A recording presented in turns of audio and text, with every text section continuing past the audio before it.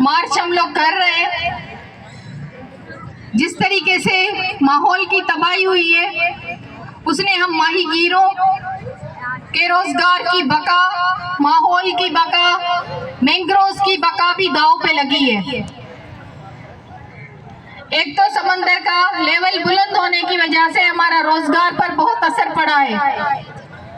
मौसमों में जो है वो तब्दीली आ गई है।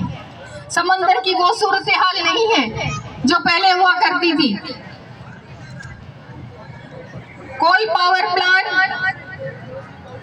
इंसानी आबादी के करीब लगाकर अभी उसको शुरू हुए 2-3 साल का ये अरसा हुआ है, लेकिन वहां पर लोग सीने के कैंसर में मुब्तला हो रहे हैं, सांस की बीमारियों में इजाफा हो रहा है।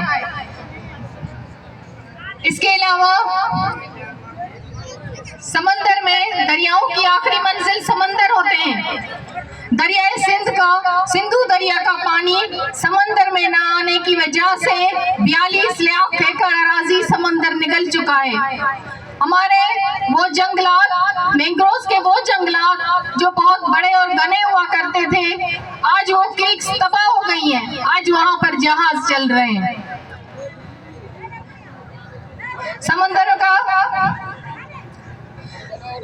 आज हमारे रोजगार की, हमारे माहौल की बका दांव पर लगी है।